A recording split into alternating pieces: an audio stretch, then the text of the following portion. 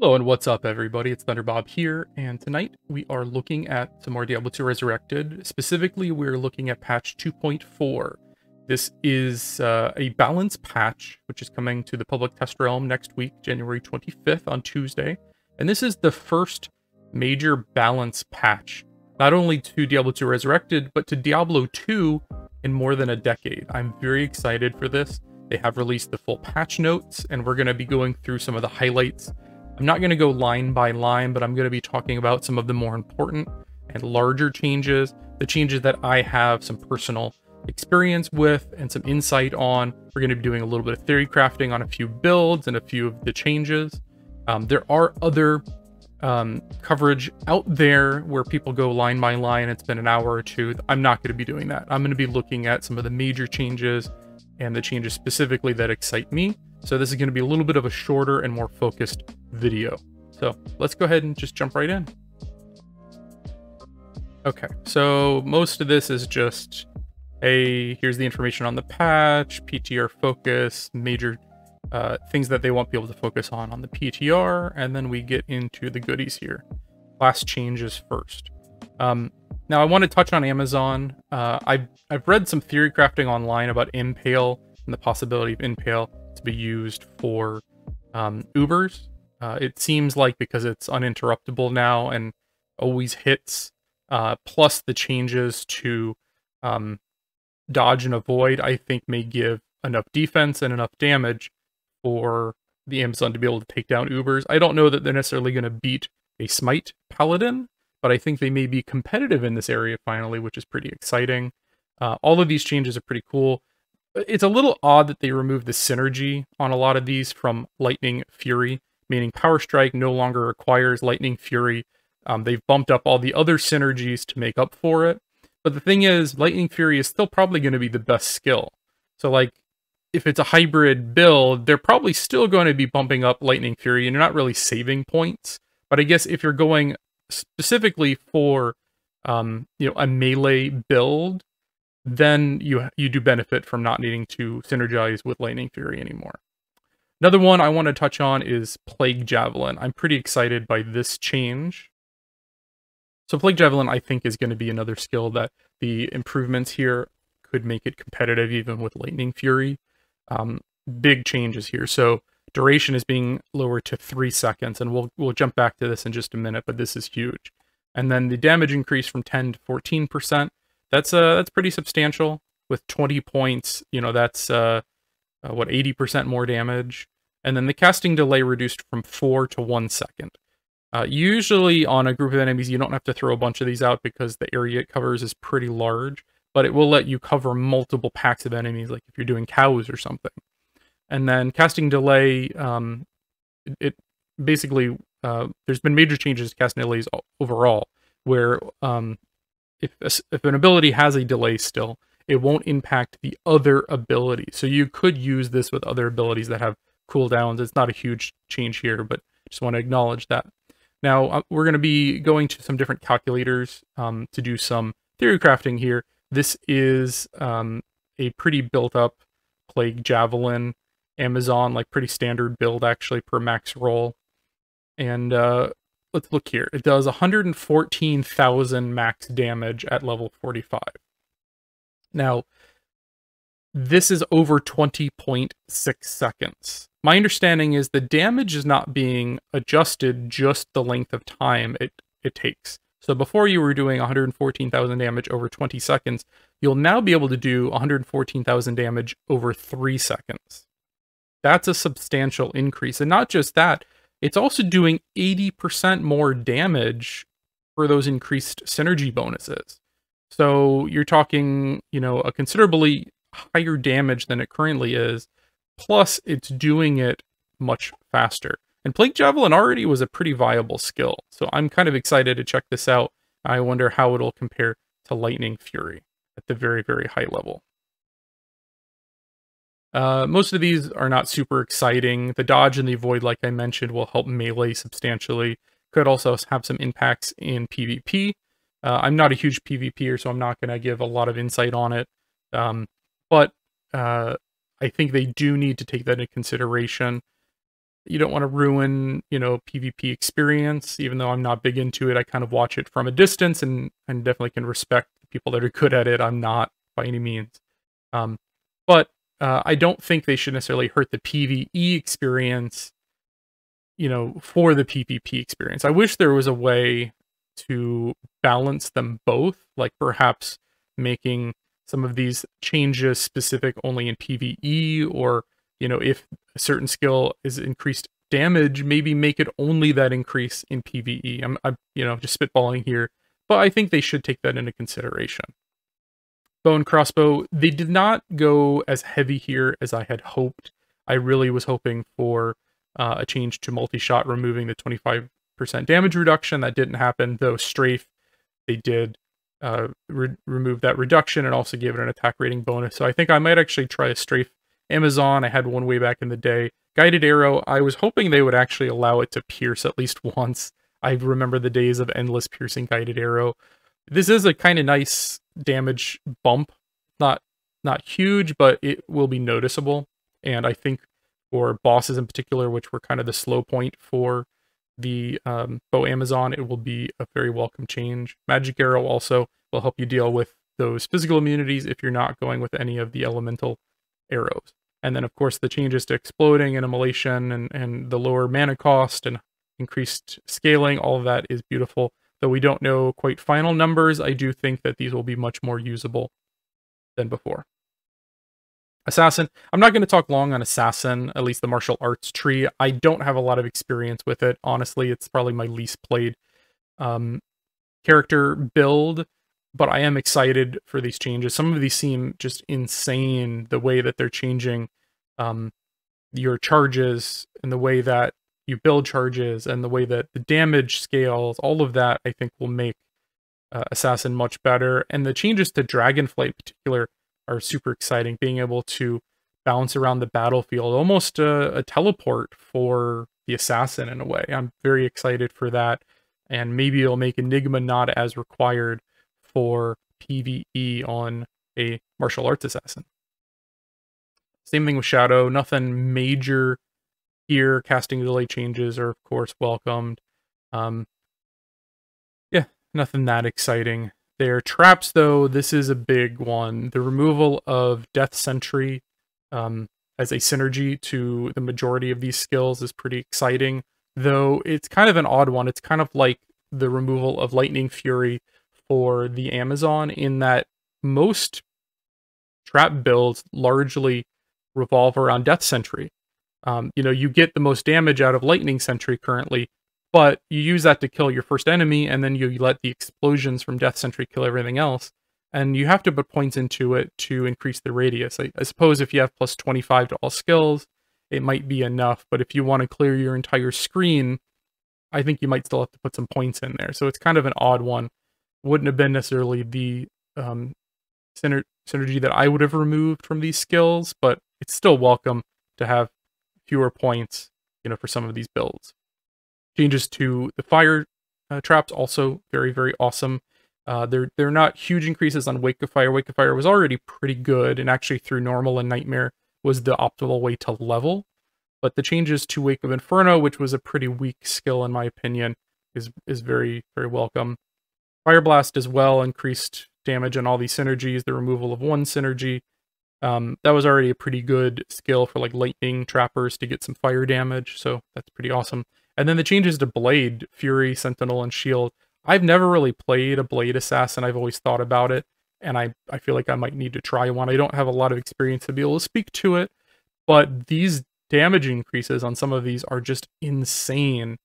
And you're talking about a 25 to 75% base weapon damage increase on top of synergies at 10% on each of these. That's a huge damage buff. And I've heard people say that Blade, was playable, though not very strong before. I'm very curious with these changes, if maybe it might be, top tier. We'll have to see. Barbarian, Warcry is not major changes except to Warcry getting the damage increased by about 30%, and then some changes to the baseline duration.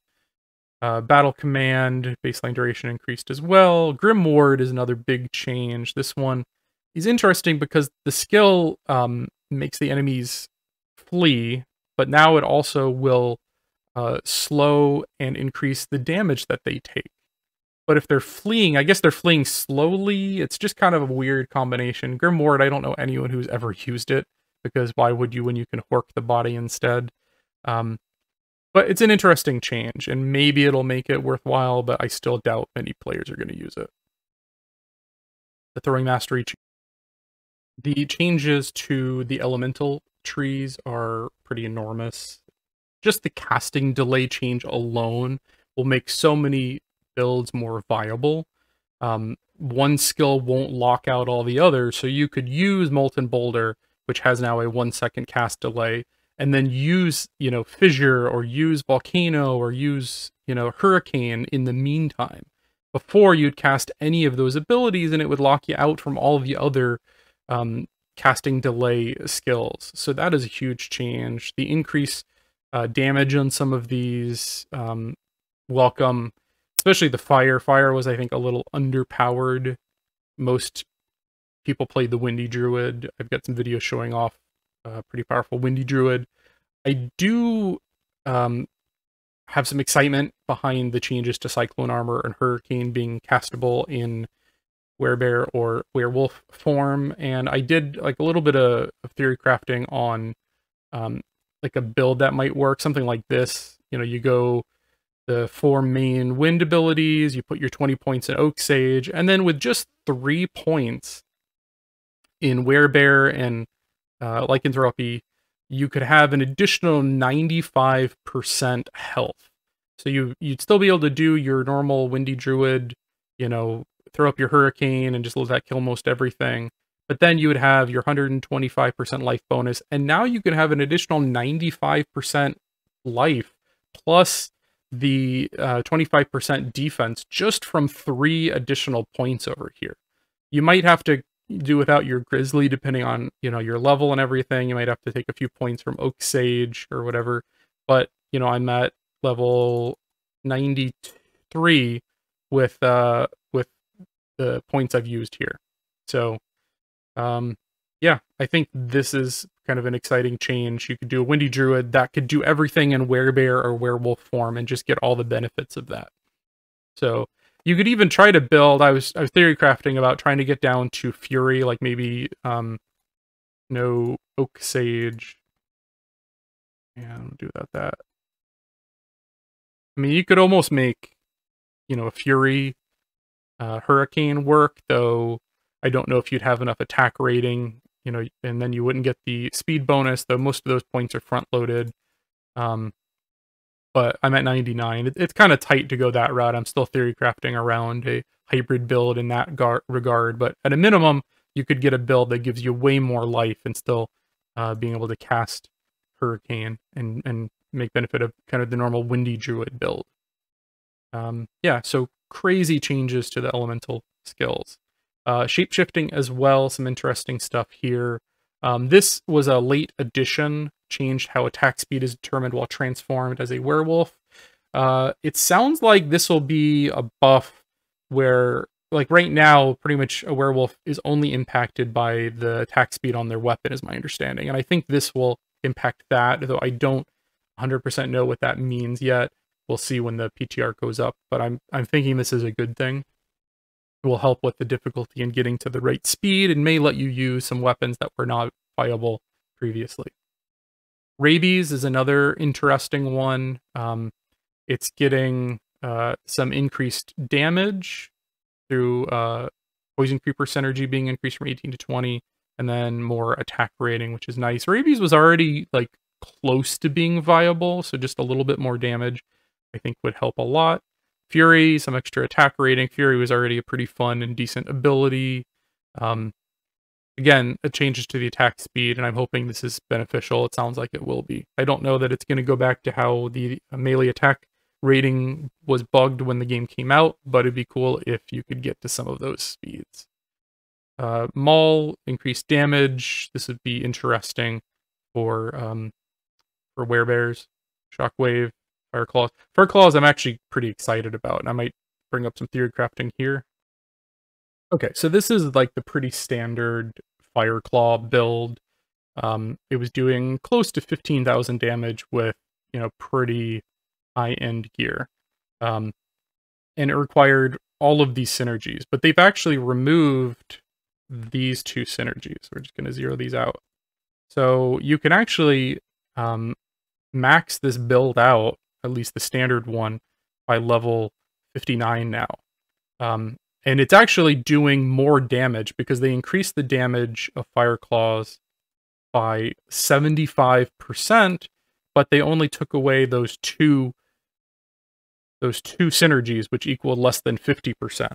So we're actually talking about a net increase in damage while needing half of the synergies to make it work. I'm actually pretty excited about trying Fire Claws in combination either with maybe like some higher summoning synergies, or maybe going with a melee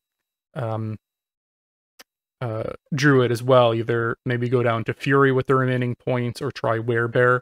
But Fire Claws, I think, could be really, really amazing now. It'll be doing more damage, it will require fewer points, and it was already pretty viable before. So, very excited about that change.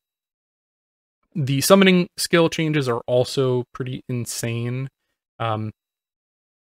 All of the sages, the Oak Sage, Heart of the Wolverine, and Spirit of Barbs have all had their physical damage resist balanced. Before it was 0 normal, 0 normal, 100% nightmare, 0 hell, and now it's 25 across the board. That makes sense. I think it was a bug that it was 100% a nightmare.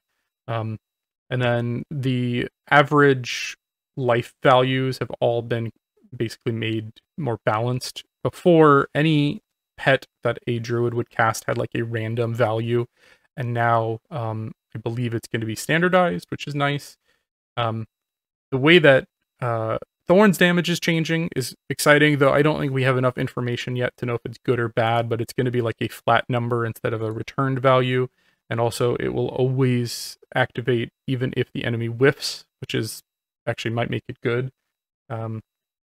Raven, this one, though we don't have final numbers, is very exciting. It gives something for a summoning druid to do in between, casting the wolves or the bears or whatever. Like a necromancer, they have their curses to use. They have their corpse explosion.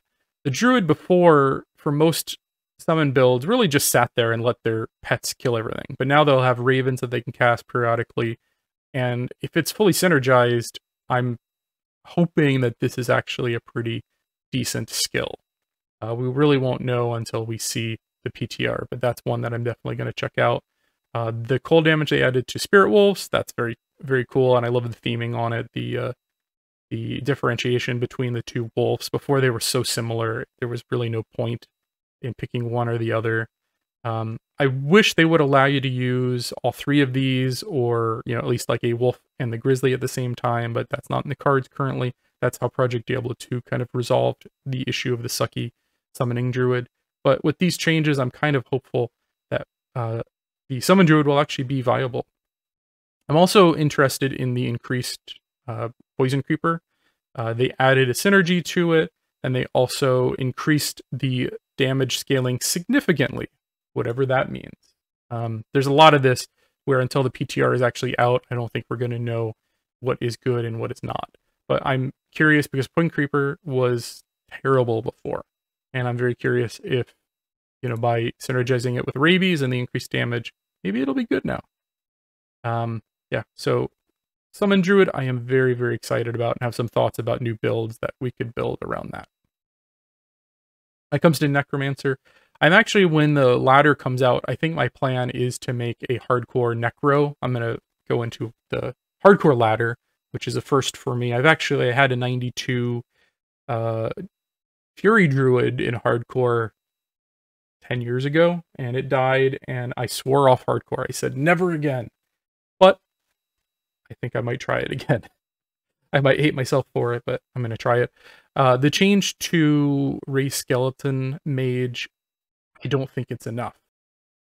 Yeah, so I'm kind of debating if I'll even use them when I make that Necromancer. I'm definitely going Race Skeleton, definitely going. Skeleton Mastery, Corpse Explosion, and then like the others kind of depends on the power here on these raised skeletal mages. Let's just do the theory crafting on it. So poison increased by 750%. That sounds like a lot on paper, but 750% of nothing is still fiddly. And then the fact that it doesn't last any longer than 4 seconds, that's actually pretty exciting. That's maybe the bigger thing. Cold has been scaled by 50%, lightning by 5, fire the same, I guess. I mean, most of the time when you ran skeletal mages before, you would try to I think it was you'd get like a poison so that people would stop regenerating health, and then you try to get fire because they were the highest damaging. I actually found this nifty chart which shows the damage of the different skeletal mages currently, and it goes all the way down here to level 30. So let's see, poison damage and duration. Before it would do 100 damage and last 300 seconds.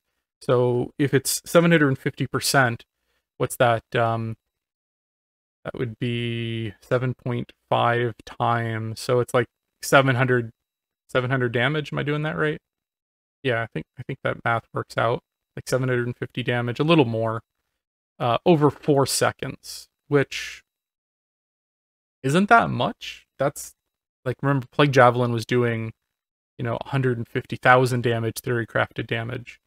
That's still not much. Even with a ton of plus skills, even up to level 30, that's not a huge amount. And then cold maxed out at 79, and this got increased, if you remember, by 50%. Yeah, that's what your mages are doing, like 125 damage. Still garbage. Fire damage was not touched. So if this is accurate, 134 damage, even with 20 of the fire ones out, yeah, you're not doing much. And they don't attack that fast. It didn't say anything about changing their attack frequency or anything. And then you got lightning, 30 to 210. Again, that was increased by 5%. I still think skeletal mages are probably going to be garbage. I could be wrong on that, but I don't think even 750% is enough. Golem changes, pretty cool. Curious about this fire golem, and we'll get to this a little bit more on the paladin, but it now gets 2 holy fire levels instead of 1 per level. So if you get your fire golem, even to level 30 or 40, you could have, what, a level 40, level 60 holy fire, and holy fire has been substantially increased. I still, without the synergies or without a mastery or something, I don't think it's going to be enough damage to be worthwhile over like the slowing ability of your clay golem, or being able to get like an insight iron golem or something. But it's still an interesting proposition, and maybe it will be better. But I'm kind of disappointed actually in the necro changes.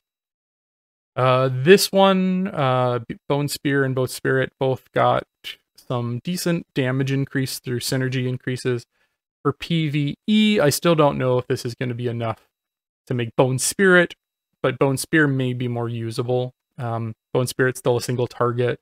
I've heard some rumblings that people are upset about this for PvP, and I could see that. Bone Spirit, it chases you, it targets super long distance, and maybe they need to address that. But for PvE, I still don't know that it's going to be enough to make it worthwhile. Changes to the curse, making it scale, that's pretty exciting. I'm definitely interested in seeing them do that to more curses, make them more than just a 1-point wonder. I think that would be pretty exciting. And then tooltip updated, yeah, that's kind of meaningless. Paladin, not even going to touch on that, doesn't really matter. The big change here is Holy Fire, and we're going to do just a little bit of theory crafting here. Okay, so Holy Fire is being changed, and actually all of the auras are being changed. The Holy Freeze, Holy Shock, Holy Fire, to scale based on the distance that the enemy is from your player character. So 100% up to 200, depending on how close they are. And then the damage scaling has been increased by about 90%. And then the synergies have also been increased. So the synergies have about, what's that? About a 10% increase in damage. And then damage scaling has been increased by about 90%. And I'm assuming that's on the aura damage, though that's not super specific. We'll just assume it is for the moment. So about 100% increase based on distance, and then about 100% increase based on the scaling and the synergy. So here, it's not perfect, but here's a level 38 Holy Fire, currently synergized. It's doing a periodic damage of 400-ish. I think you could get this up to 500 if you're really focused on it. And then, you know, increasing that by 200%. What are we talking, like 2,000 damage periodic aura? That's a pretty substantial increase. And then also, you know, thinking about the necro, you know, unsynergized, I don't think the damage is going to be quite there.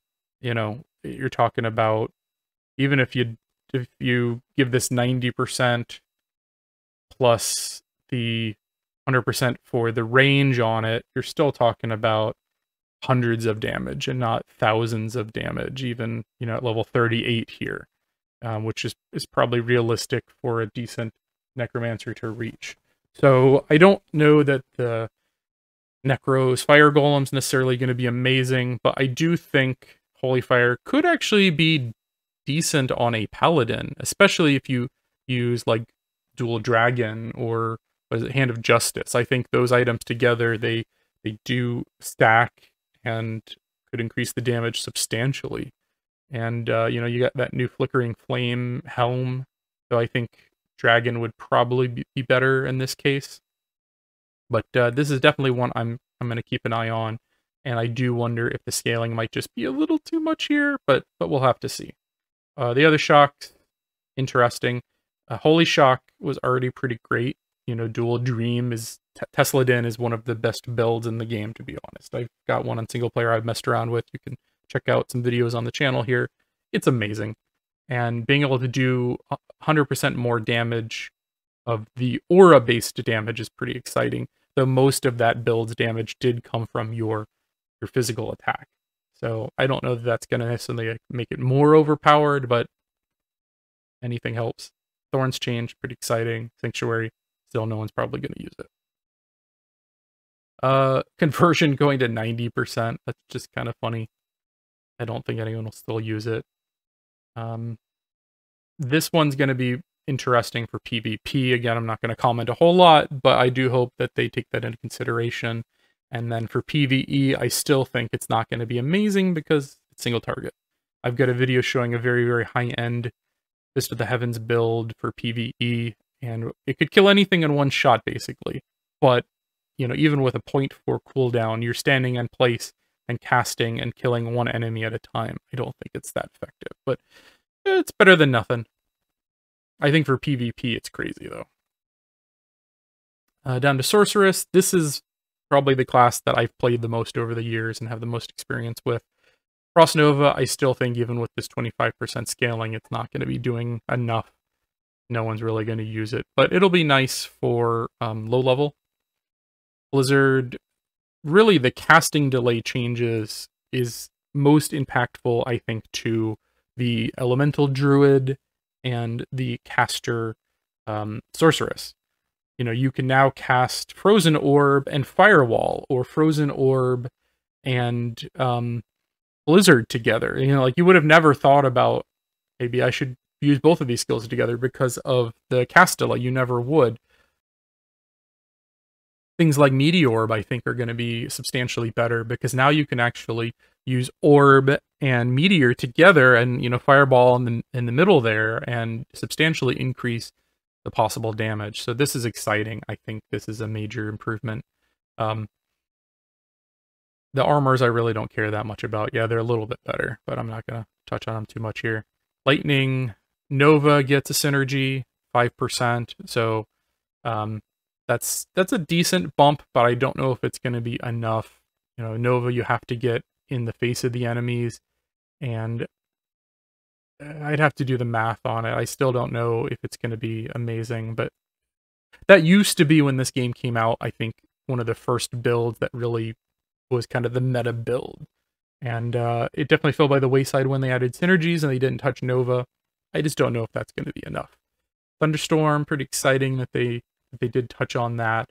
And I think the static field synergy could make like a Nova Thunderstorm static build maybe work. That's an interesting thought. Fire skills. Inferno, I still don't know, even with this crazy increase in damage, that Inferno will be very playable. Blaze. This is one I'm very excited about. Up to this point, Hydra was the one that I was definitely like, I love Hydra. I really want to check out Hydra. Blaze, I'm really curious about because they removed a synergy, but even with that removal, it's now doing more damage. 60% increase in damage. The warmth synergy is being increased. Plus, you get that run walk bonus. My thought is that Blaze may be a good, like, hybrid ability, the way Firewall was a while back. I think even with this increase, it may do less damage than Firewall, but it lasts, I think, 22 seconds, and it can scale up from there. So you're getting 20 plus seconds from a single cast of pretty crazy fire damage following you, plus a 40% increase or more run walk speed. That's pretty nice. Just the run walk speed alone. Like when you're leveling, I think this could definitely help speedrunners. I don't know if it'll beat, Charged Bolt, but it's an interesting thought to try Blaze. Yeah, so I'm definitely curious about Blaze. This is one that I'm going to keep an eye on. And then the other big one is Hydra. Hydra is like one of my oldest, favoritist, bestest builds that kind of sucks. When Lord of Destruction came out 20 years ago, I made a Hydra source, and it was my main character for quite a while. And I was kind of bummed that I could kill Mephisto, and I beat the game with it. But it's just not as good as a lot of other builds. But I think it could be good now. So the casting delay's been removed. They've limited it to 6. I was actually thinking they may limit it to 5. So 6 is actually awesome. I thought they would mirror the way the Assassin is set up. But 6 Hydras, and the Hydras are doing more damage. And actually, I did a video on this right after they announced changes to Hydra. And my thought there was, why don't you just remove one of the synergies and increase the other to 5%? And that's literally what I said. And they kind of did that, but they didn't remove the synergy. They just moved them both to 5%. So you could rock one synergy and use this as a hybrid build, like maybe with Frozen Orb, and you're not really losing much damage from what it was doing before. So here's kind of a standard Hydra build currently. Does about 5,000 damage per attack. And what you got to think about, before, it would take you several seconds to set up your Hydras. But even before, it worked decently. I've got a video showing the current build and how it plays, and I beat the game with it. But let's do some quick, theory crafting. 5,000 damage, and it'll actually be more than that. So 5,000 damage, plus, it's going from 3 to 5% on each of your synergies. So that's an increase of, instead of 6% combined, it's 10%. So 4% times 20 is 80% more damage. That's almost doubling your damage on your Hydra.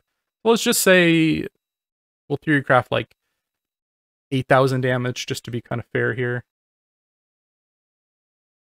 So we'll say 8,000 damage. You take 8,000 times 3 heads. That's 24,000. And then that 24,000 damage, you multiply it by 6 Hydras. And then those 6 Hydras will be out for about 10 seconds. So we'll multiply all that by 10. And you're talking about 1.4 million damage over 10 seconds with a maxed out Hydra. Now, the thing where I'm kind of going to talk this back a little bit. I think it's pretty good. I still think that a very high-end trap assassin is probably better, because their traps, they can cast them just as fast as the Hydras will be castable, except those traps pierce. They also have Death Sentry for the corpse explosion. So I still think for big, large groups of enemies that Trap Assassin's probably going to be better, but Hydra is going to do a ton of damage to smaller groups or to bosses. Like Hydra was already really good at like Mephisto and Bale and Dariel just gets ripped to shreds. But I definitely, this is going to be one of the first builds I test out on the PTR. So I'm very, very curious about how that's going to run. Yeah, so that's all the class changes. I'm going to go through some of the other changes kind of quickly here. Mercenaries, adding Freezing Arrow and adding Explosive Arrow, definitely awesome. I think that's needed. I'm very curious about the Explosion Arrow because, well, both of these, they take on the damage, like if you get a Cuckoo Kashu or Demon Machine, your Explosion Arrow will then carry forward any fire damage. So like if you throw on like Dragon on your Amazon, can you get that damage up substantially? That'll be kind of interesting. And then also Insight has been changed where it can be put into a bow. So you can now have Insight on your Act 1 Archer. I still think for most characters, Act 2 is still probably going to be better. Simply because you get the other aura on top of any item-based auras, but it's exciting change and definitely makes me think about what mercenary I would go with in a little more depth. Really no Act 2 changes. Act 3, pretty substantial changes. All of them have had their stats balanced, and it seems like, so Act 3 has like the highest resistance, and I want to say Act 5 has like the highest health. Like they all kind of scale differently. And then Cold has been changed where it'll cast Glacial Spike more frequently and has its scaling increased. Since we don't know the amount of scaling, it's hard to say if this will be good or bad, but it would have to scale pretty high to be comparable to the damage that you can put out with an Act 2 Mercenary. Same thing with Fire. So they got rid of Inferno. That's great. Added Firebolt. That's not the ability I would have given it. It already had Fireball, but it without synergies, I don't know that it does enough damage. Like they didn't increase the damage on Fireball. All they did was increase the chance. And Fireball still didn't do much damage. So I'm kind of curious. I still don't think this will be great outside of a few niche cases. The enchant is probably the thing that'll be most useful, like enchant for like necromancers or summon druids. It'll put it on all of your creatures, but without synergies, enchant isn't that great unless even if it scales up to like level 80. I want to say let's see. Let's take out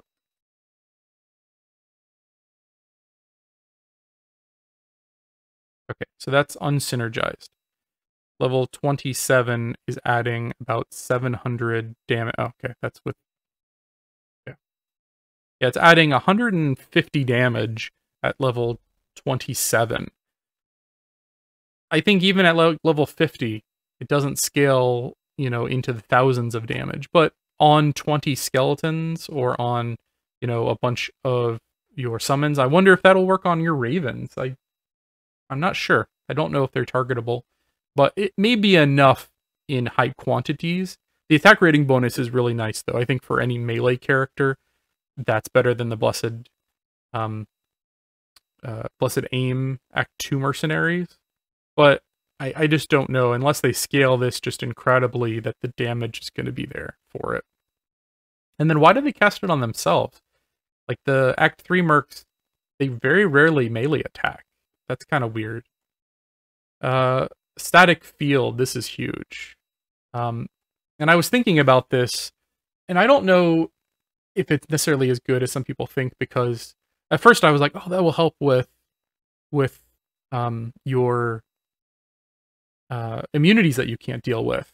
Except, you don't have an Act 2 Merc to deal with them. Before, you'd have an Act 2 Merc dealing like 3,000 or 6,000 melee damage. Now you've got your lightning mercenary here that's taking them down to 50% with static, and then is using lightning, which unsynergized lightning, so they increase the scaling on charged bolt, okay, they didn't increase the scaling on lightning, and lightning didn't do much damage before. So I don't know, this will be nice for bosses, if you want to run Bale or something, and your mercenary now throws out a couple of statics, that'll be nice. But I don't know that this will be a way to help you deal with immunities, which on a lot of my characters, the mercenary is there to fill in some gaps on the immunities. So it's nice that they changed it. I just don't know if it's quite enough to overcome an Act 2 mercenary that's giving you nice auras and is also pumping out way more damage than this is probably going to be doing. Act 5 added Battle Cry. Kind of nice. And then increase the scaling on Bash and Stun. I think their damage will be higher, and I think Battle Cry is a nice benefit. But I just don't know. I still don't know if this is enough to prevent people from using Act 2 mercenaries. I could be wrong, but when this comes out, I have a feeling that a lot of players are still going to be using Act 2. And then rune words. Most of these have already been shown. I'm not going to go into super deep thoughts on them. Obsession's the one that they didn't reveal ahead of time, and for a Zod, I don't think it's good enough.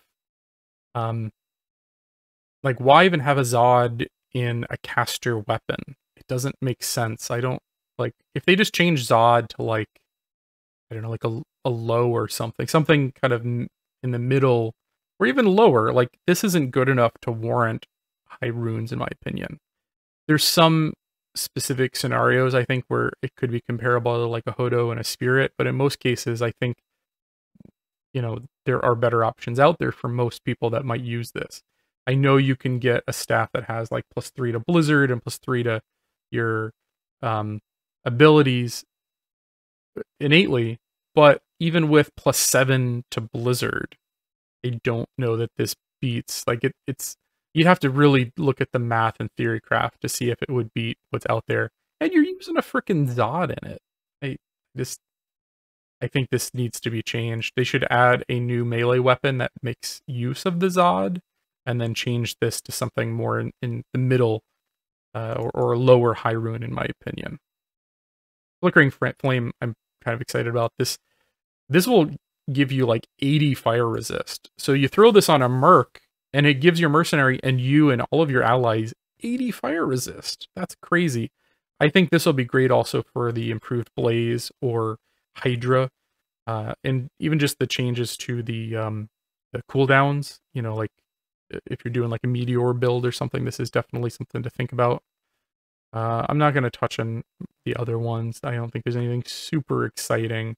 That bow is pretty good, though. Definitely gives you some options for the new Act 1 mercenary changes. Cube recipes, basically useless. I can't think of a single scenario where you would up a normal or exceptional set item and it would be usable, over kind of standard gear out there. It's cool that they added it, but I don't see the purpose behind it. Maybe there's some specific scenario where it would work, but it's not enough, I think, for most of those set items. And all these changes, for the most part, again, I don't think it's enough to really use many of them. Maybe when you're leveling, and if you get lucky and you get the Nodges was kind of interesting, the magic find and the plus to skill. But when you're going through the game normally, the likelihood of you finding this versus just crafting or getting better gear is not great. It's going in the right direction, but I think they could have gone a little bit further on these, and I don't want them to be comparable to the highest end gear, but it'd be nice to have more options on the set end. I don't need them to do Diablo 3 and add 2000% damage bonuses, but give something unique to each one. That would be cool. This one, level area changes, is one of my favorite, and I think this is something that a lot of people kind of slept on and weren't paying attention. I think this changes the game almost as much as the class balance changes, because there's so many new areas where you can farm. A lot of these areas, have fewer fire immunes. One of the reasons fire was so bad before was there weren't a lot of areas that you could farm, and now there are a ton of areas, and a lot of these don't come with fire immunes to start with. I am not going to claim that I did this. This was posted on one of the D2 wikis or D2 Reddit that I keep an eye on. I can't claim this is all accurate, but this is the immunities in each area. So, you know, for a Hydra source, if you wanted to go pure Hydra, pure fire, you know, you could do Stony Tombs, you could do Swampy Pits level 1 and 3, and there's not even many. I think there's only one in Swampy Pits level 2. So you could go through 3 whole levels, though I think there's Stygian dolls there. You could go through 3 whole levels and run into very few fire immunes. Just something to look at and help you plan your builds around. It's kind of unfortunate that almost all the Act 5 areas have so many immunities. I love those portals that you take in Act 5. But kind of sucks there's so many immunities there. I almost wish, you know, these are level 85 areas. I almost wish they had something slightly higher. I know it doesn't make much sense, but like an 87 area, and you made like these really hard areas in Act 5 87 or something, and maybe have like slightly increased rates of drop or something, but then everyone would exclusively farm there, and everyone would be making hammered ends or whatever. So yeah, just kind of interesting. Yeah, I think that's a big change and will impact things more than people realize. This one is huge for PvP.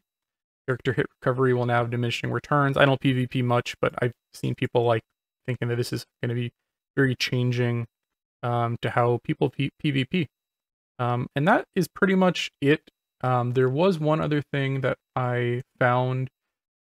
This is on Reddit as well. People were saying like, oh, they didn't change Uber Diablo, but they actually are planning on changing it. This is only because we don't have it in the PTR, but we expect the changes for Uber Diablo events to appear in 2.4. The changes that are coming will make it a global event as opposed to IP-based, and we will have more info later. So it sounds like if the 125 SOJs get sold to vendors, everyone globally will get Uber Diablo, which I think it'll make the Annihilus Charm way cheaper as a byproduct. But I think it'll fix some problems. Right now, I think some of the server issues are due to those Uber runs and getting everyone on the same server, and they make games over and over again to try to get into a server that that will allow them into the Uber run. And, you know, honestly, I don't care if this one charm becomes much more common. I think it would be cool just to have more people experiencing it. And yeah, I'm fine with that change. And it wasn't in the official patch notes, but this is a Blizzard community manager posting this on the Reddit for Diablo 2. So yeah, that's an awesome change as well. Yeah, PTR starts on Tuesday. I'm definitely going to be checking it out. I'll be doing kind of character studies as I've done in the past, videos showing how the new builds work, and maybe trying to customize some builds based on what Blizzard has left behind on the PTR. And I definitely would recommend you check it out too. I'm going to end it here. This one a little longer than I meant it to, but it's definitely exciting, and I am very happy about most of these changes. And yeah, if you like this video, I have a ton of Diablo 2 content on the channel. I've got a ton of other content for new games, retro reality. If any of that is what you're into, check it out. And if you like it, think about subscribing. Thank you again for watching, and have a good night, everyone.